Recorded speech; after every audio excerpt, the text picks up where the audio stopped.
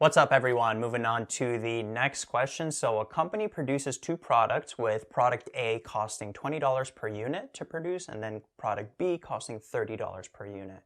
If the budget is $1,800, show an equation and a graph to describe the relationship between the number of units produced for each product. So what I'm going to do here is actually introduce first two variables to represent the number of units for each product. So we'll have x equaling the number of units produced for product A. And then we'll let y equal the number of units produced for product B.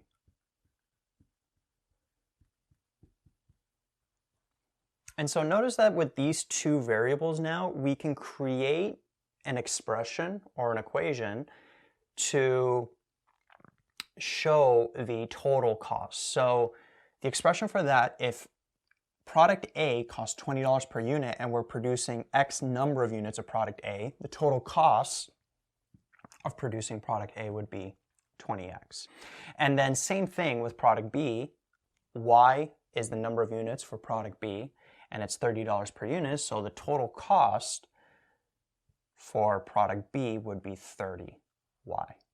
And then notice that we're given a budget of $1,800, so this here has to equal $1,800, like that. In the real world scenario, this actually has to be less than $1,800, but let's just keep it as equals for this question. Let's pretend that no matter what, we have to fill that entire budget right there, right? So this here would be the total cost. This would be the total cost of producing product A. This would be the total cost of producing product B, and the budget for that is $1,800. So because we have a fixed budget, the more we produce of product B, the less we can produce of product A, and then vice versa.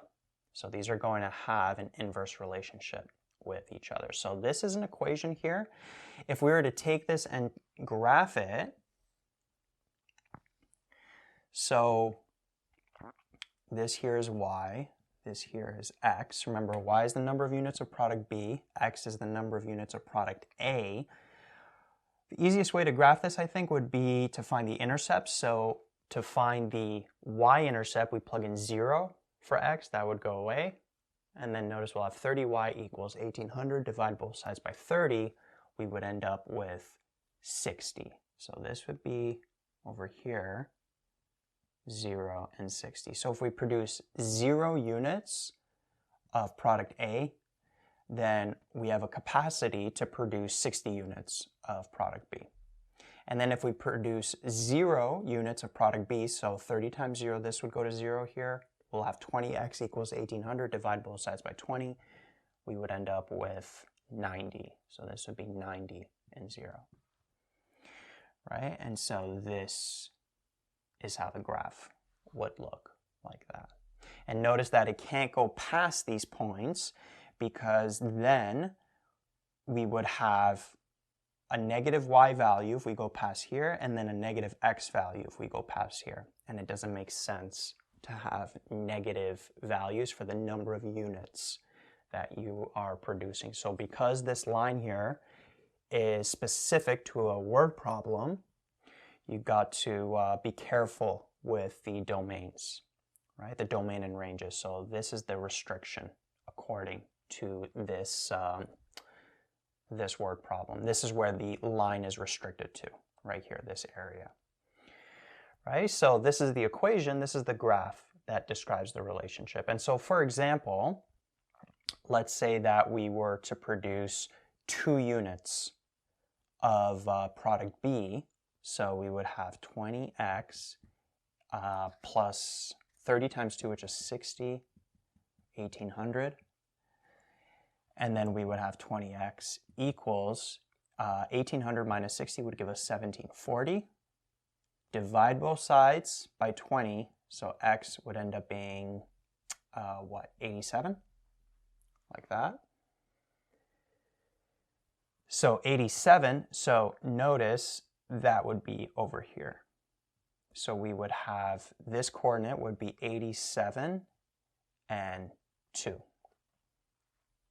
Right? So if we produce 2 units of product B, then we could produce 87 units of product A.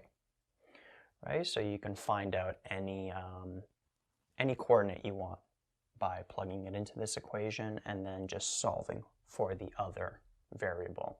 And like I said, here we're assuming that the whole budget is going to be filled, but really this could be less than 1,800 in real life. Like if you have a budget of 1,800, then you can't exceed that amount. So really the production can be anywhere within this area over here. If you remember in economics, this is like your attainable region when you were dealing with the production curves. But again, in this example, we're just assuming we're filling the budget fully, and so it would always be on this line over here. All right, so here's an equation to describe the relationship, and then here is a graph to describe the relationship.